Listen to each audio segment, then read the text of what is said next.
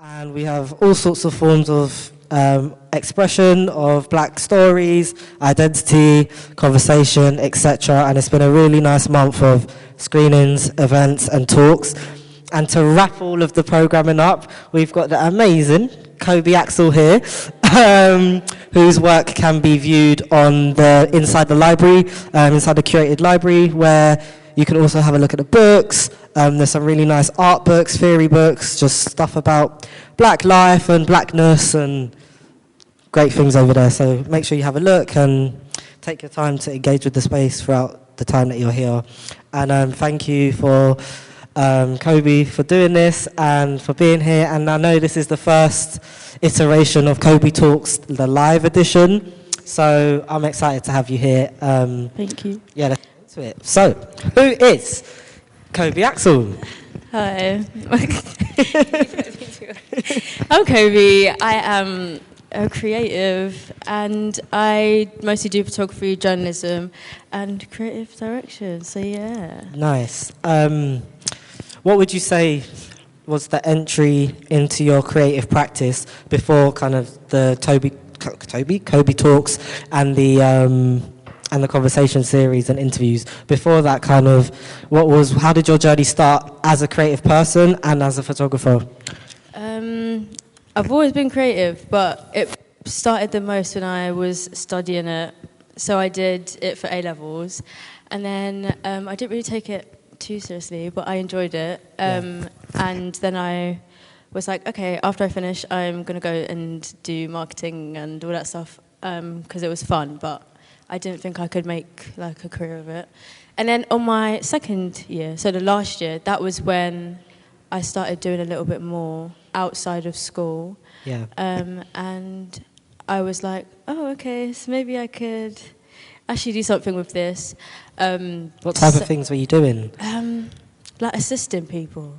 Other photographers? Yeah, like other photographers, my friends. I had a few people that went to film school. So I started assisting them first. Yeah. And then I was like, okay, this is cool. Let's see what industry has. And then I think I assisted Daisy Dean first. Who's that? She was cool. She's Ella Ayres, like, stylist. Cool. So she was cool, and I just messaged her, and I was like, can I come on your set? Nice. She was like, yeah, you can come on my set. So, yeah. And then throughout summer, I started doing more things as well, like Got Magazine and stuff. So that was fun. With who? Got Magazine. It's okay. That's quite a good gig with Got Magazine. Yeah, so, it was good. Yeah. And then I went to uni in September, and I was like, okay, fun's over. Let's go to uni. And I went for 3 weeks, and I came back. So, okay, let's go back a bit. When you decided to take that step into arts education, what course were you going for? What course was you studying that you early decided you don't want to continue on? I did. So I studied photography, media, and graphics. Yeah. They were the 3 that I studied. And they were cool, but they were textbooks. So it was a good start, but it wasn't what I wanted to do. And then I found that photography was the one that I enjoyed the most. Yeah. So then my teacher started putting me up for competitions about telling me, which is where it started. And I'd get good results. Yeah. And then I'd be like, oh, okay. So this is fun. Like, I can do something with this. Yeah. And so I think I started off with shooting like in our college studio. Cool. And it was like a box, but we were able to shoot in it. And then afterwards, I started shooting outside. And then I was like, wait, I could like take pictures that are not related to my course, which is cool. So yeah, I think I kind of... So the course was design, what was it? So it was photography, media and graphics. They were all like 3 separate A-levels as well. Yeah.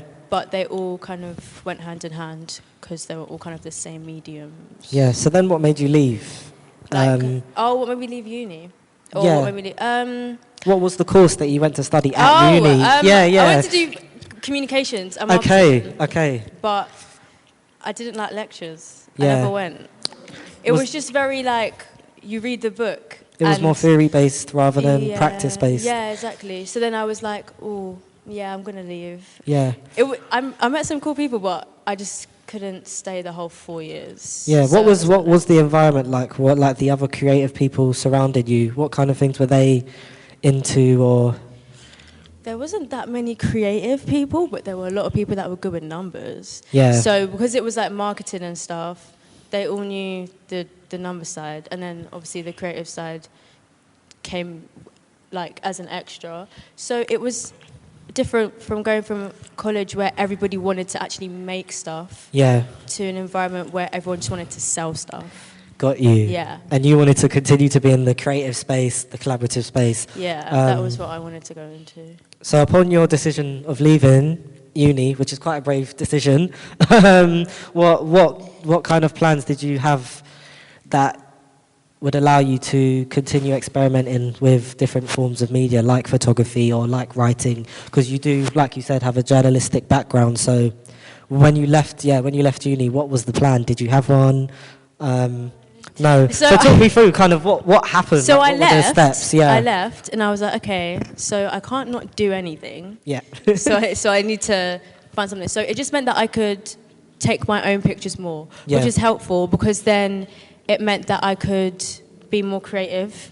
Because like when I'd gone such a short time, I weren't even enrolled in the studios yet. So Yeah. I was like, okay, that's fine. And then I thought, let me do a program that's creative.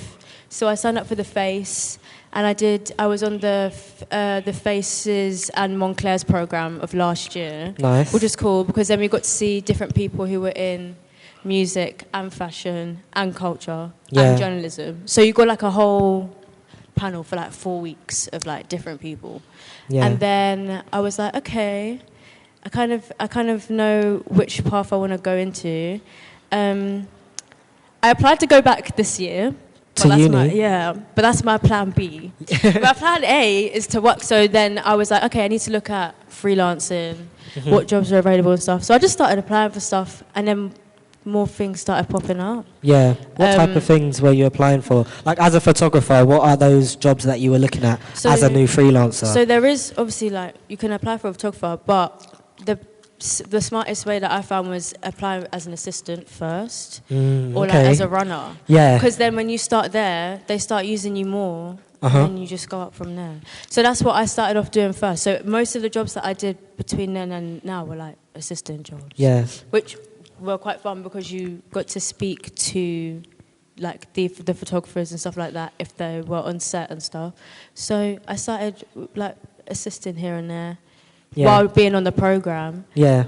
And then I was just like, okay, now I just have to refine it a little bit more. Yeah. See which direction I want to go into. So, like, when you were part of the program and doing your kind of new, like, running jobs, really, and learning these sorts of environments and how the process of photography actually works, especially as a commercial photographer, as a community photographer, there are different kind of ways of working. So whilst you was doing all that, what was you thinking about your own practice? So obviously you do take pictures, we've got some here, and I'm sure there's much more in the archives that none of us have seen. Yeah. But your style is quite representative of different pockets of community and black community. So like when you were in this kind of space of newly experiencing commercial photography and assisting and stuff like that, how did that impact the work you were making when you weren't in these places and in your free time and stuff? You get exposed to like more practice. So like you see more equipment, you see more steps than what I would have done at college. Yeah. And you kind of leave like with something every single time. So for example, when I was with Daisy Dean, like when I was shooting, take a picture, and that was it. Wouldn't necessarily judge it, edit it, call it a day. But then I spoke to the photographer who was on set for Daisy, and she was like, "Oh no, you've got to make a contact sheet, and you've got to go through which one you think is best, and you've got to look at like your clientele, blah blah blah." And like I didn't think of any of that when I was at college. So every single time you leave with something new, which I think is really helpful, but can be intimidating as well. Yeah. Because when you've just got a camera and everyone's got like a camera and a lens bag and lighting equipment, you're like, oh, okay, I'm a little bit behind, but you get to that part at some point. Well, that's what I was going to say. Yeah, you're not behind. You're in good stead towards that.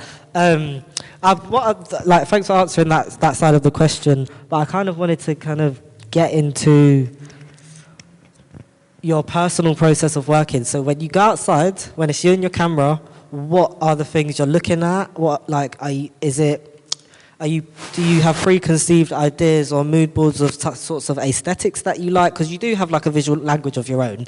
So I'm just more interested in kind of what the process is for you when you go out with your camera, having been, like I said, in these really kind of constricted studio environments, which work in a very different way to kind of art photography. What's the difference in the process between, like, when you go out with your camera, what do you look for? Like, how do you engage with the outside and to produce the images that you do? Okay, so a lot of the time before I shoot, I make a mood board. Okay. So I won't just go out and... okay, sometimes I do. But most of the time, I try not to because, like, I don't want to get used to that. But I'll make a mood board and then, like, I'll consult other people. Like, I'll be like, hey, I have this idea. I want to do this. What do we think? And I'm like 100% of the time, it's always been, let's just do it. Yeah. So then, make a mood board. Pinterest has become my best friend. I love Pinterest. That's where I get everything. Yeah. And then I'll be like, okay, these are the pictures that I'm going to use. Let's try and mimic that. So that's when we look for location. Mm-hmm. Studios are crazy prices. We shoot outside.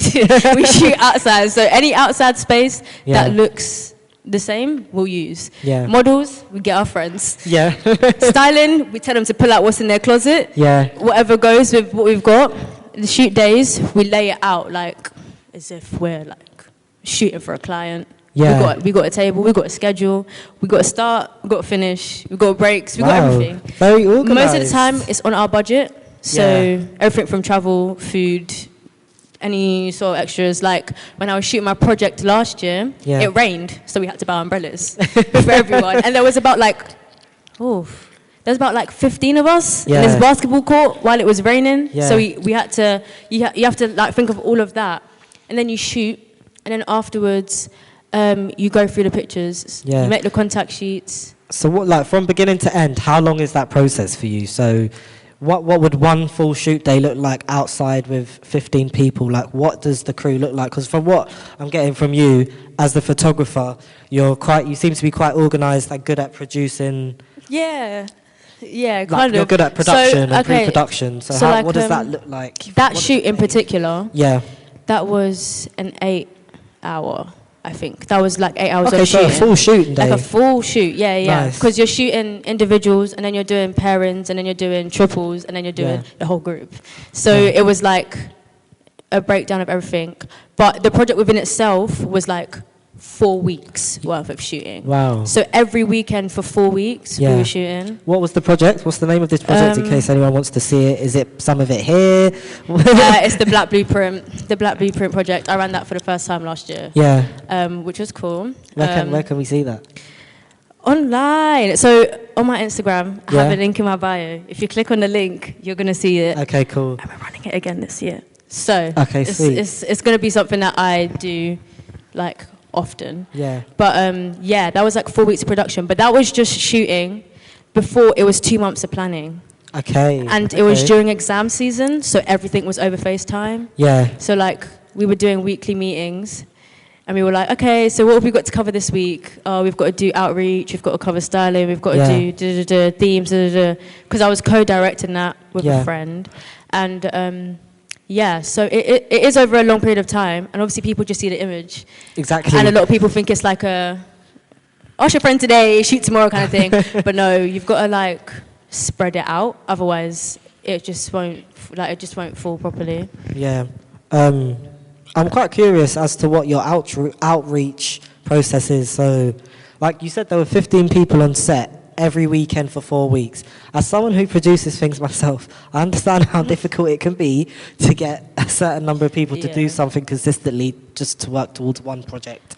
So I'm interested to see how, your outreach process, what is that like? So are there people you know, or like? It was my first project. Yeah. So I made a Google form. Okay. And I threw the link on my story. Yeah. And 70 people filled it in. So open call. Yeah, like an open call. Okay. And then I was like, I can't shoot 70 people. So we narrowed it down to like 25. Okay. And then collectively? We were like, yeah, collectively. Who's collectively? So, because this is before the subjects or the people that you're shooting. Yeah, so yeah. who is with you editing this? So it was me and my friend Josh. So it you was were just co-directors? it was just us co-directing. Okay. And then we had other people on the like visual team. I was the photographer. Uh-huh. And then we had like assistants and stuff. And then we were like, okay, we've got to go through all 70 of these people and think who makes sense to be in it. So we did that. That took like 2 days. How did you decide that though? Like what were those things that you were looking for out of the subjects? Okay, so first we had vision? a particular age group. So it was like 18 to 25. Yeah. And we had a lot of, I'm 17, but I turn 18 soon. So we Yeah. had to sieve them up. And then it was people who make stuff. So we wanted it to be creatives. And we had a lot of people that were in tech, that were applying. Interesting. So it was like, yeah, tech, but we need like visual creatives. So then we sieve them out. Yeah. And then you've got the people that just don't reply. So Yeah. then you take those people out as well. And then you have the final 25. So for you, the main thing that you wanted to capture within this series, which will be ongoing, is that the people featured are also creatives. Yeah, young Okay. people. And then, so that was not a fun process, but we needed to do it. Yeah. So we did it. And then afterwards, it was like bidding how we were going to shoot these people, because there was just a lot. Yeah. Couldn't do a set day. And so we did 4 set days. We divided it to 4 days, 2 Saturdays, 2 Sundays. The one Saturday was a calm. It was on the weekend of the hottest day of the year. It was good. It was only a few people. It was like 6. I think it was 6 people. Yeah. Did that night shoot day. The next day was not 6 people. Yeah. The next day was the other like 15. Wow. So we had to like run tight for that. Yeah. Well done. That's a quite an There intense was 4 of us thing as well. to Like manage. I think there was like 4 of us in the team. It was me, Yeah. and then Josh, and then my friend Brogan, and then What do they do? Are they also creatives? yeah, they're all creatives. Yeah. Yeah, they're all creatives. Shout out to them. And then it was who else is on the team? Somebody that I used to work with called Mariama. Yeah. So it was all 4 of us, and then like 15 people. Yeah. And so we were like, okay, the weather was good. Then it started to rain, so we had to stop, get everyone umbrellas. Then it stopped raining, and then at every chance that we could, when it wasn't raining, we shot. And then we were also interviewing people, but there was just too many of us. I think we tried to take on too much. Yeah. So that's actually good that you dropped that in, because I did want to talk to you, because, you know, a lot of your work is the work you produce as a photographer, but the work that you also produce as a writer and a journalist is about creative journeys and spotlighting and making young creatives visible. Is that a correct assumption? Yeah. Why is that? Like because a lot of your work is about that. The people you work with are also creatives, or just the people you exist with. It seems to be like a really important part of the design of your practice. So I'm really intrigued as to why. Like, why is it so important for you? Because it is. Yeah. I think because I went so long without knowing like any creatives. Yeah. So in my head it was like there's like no room for this. Like it can only possibly be like a hobby or something like that. Yeah. It wasn't until last year actually that I started meeting more creative people, and then it was like, oh, there's film colleges. I didn't know that was a thing. Yeah. Like if I met these, I didn't know that was a thing. Yeah. And I was like, okay, so there's like creative courses, cool. Let's see what they do. And then a lot of the time, because I was in and out of like their school, I was seeing the different things that they were doing. There was like stylists and costume design and makeup and all this. So a whole and I was world like, was oh, opening okay. up. Like yeah. So I was like, okay, so you can do this. And then obviously I read magazines and stuff, but I just assumed for you to even get there, you've just got to know how to make a magazine. Like I just thought it was like one person needs to know how to make it, and that's it. And then I started looking at like the credits of things, and I was like, oh, is it? Oh, okay. I was like, there's a whole team. Okay, so there's people that's got to do this.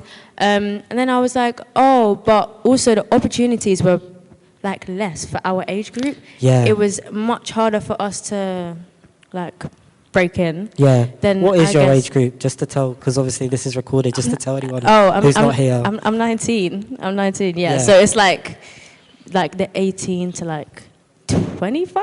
Yeah. I don't want to say anyone older than that isn't young, but you get like you get what I'm saying. Like, Thanks for that.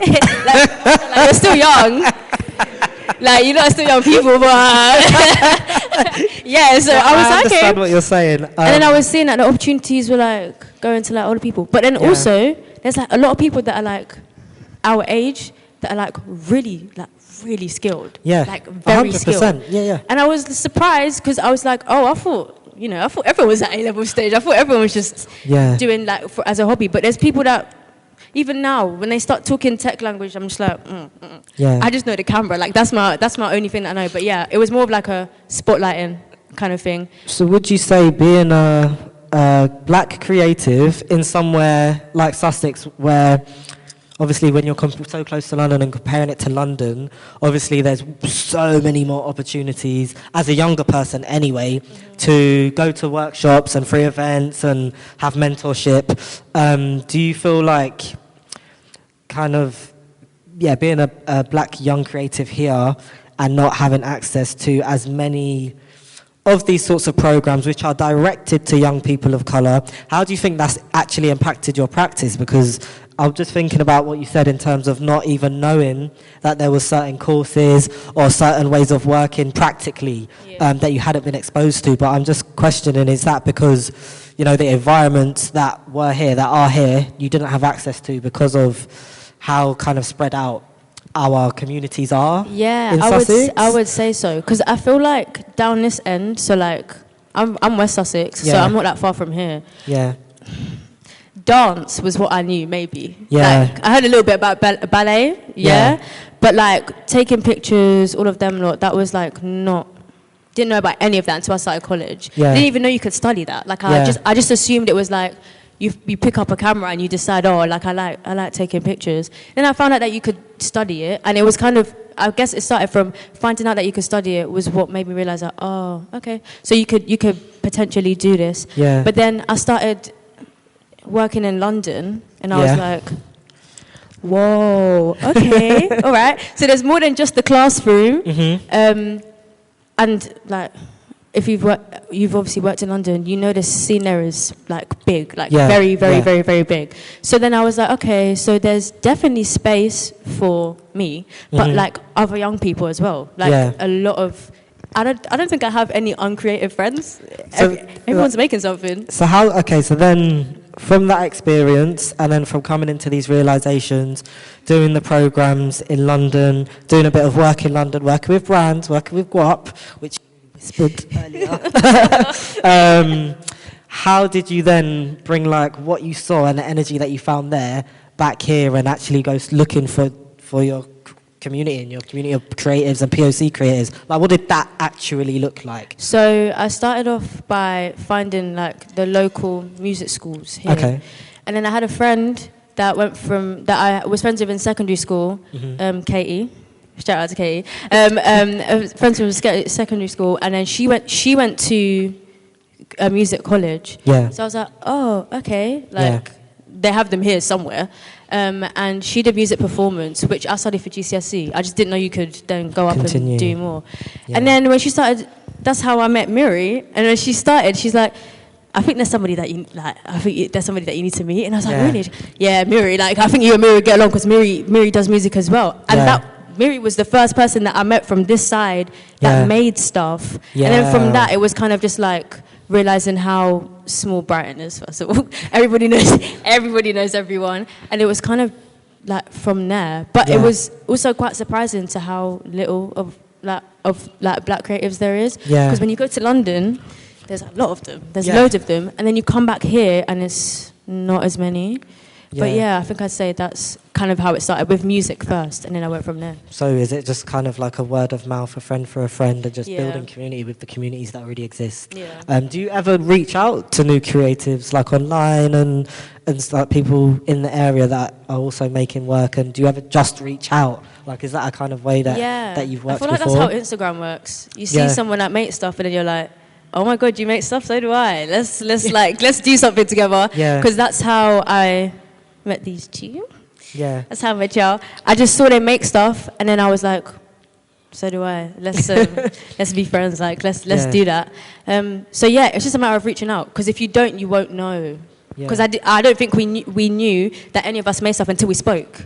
Yeah. Before that, it was just like because I knew they lived in Brighton. Mm-hmm. Like, there were black people in Brighton. I was like, what? I was like, okay, like, that's crazy. And they were like, yeah, and I'm a creative as well. And I was like, oh, so we're definitely there. We're definitely there. So, yeah, it's a matter of reaching out, because if you don't, you just won't know. That's beautiful. I think that's a nice place to kind of close it up, because we kind of had a really nice insight into your practice, into your journey, and the importance of collaboration and building your own community, especially in places like this where it's a bit more fragmented socially. You've got to really step out and really try and engage and find your people. So it's been nice to listen to that and how important it is for you in your practice. And when you look at your photography, like, you can definitely see, like, you're very young, but you're very skilled. So hearing about the weeks of pre-production and how you plan out your production and post-production and the way you implement things you learn directly into your next projects and stuff like that, it's very inspiring. So well done, and it comes across in the work. So thank you for talking to me. Thank you. And thank you for being here.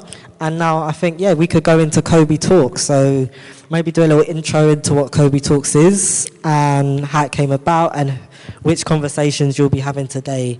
Okay. Yeah. Firstly, hey guys, how you doing? We good? We good over here? Yeah? Okay, so Kobi Talks is something that I basically came up with when I was in a moment of watching a lot of Converse and Tyler series, and I was like, okay, this is dope. What's that for people who might not know? So it's like on YouTube, they do like these table talks where they speak to Tyler, the creator, about his collaborations with Converse. Yeah. And I was like, okay, that's nice. I want to do something like that, but like speak to creatives about what they make. So I was like, okay, but I don't know what I'll call it. And then I was speaking to my friends, and they were like, Kobi Talks. Yeah. Because you're going to be talking. Like, if there's one thing you're going to be doing, it's talking. So I was like, okay, cool. Like, I rock with that. And so it started off written, like journalist based, like writing stuff. And I interviewed my first musician, DK, he's cool. And everyone was like, oh, this is really good, but we want to hear you say, like, we want to hear you talking about this. Yeah. And I was like, oh, okay. So we're going to make this like a talk thing. And so I did. So Kobi Talks is a platform where a creative talks to creatives about being creative. And I love that. So I'm going to leave you to do that. Amazing. And it's been great talking to you, and well done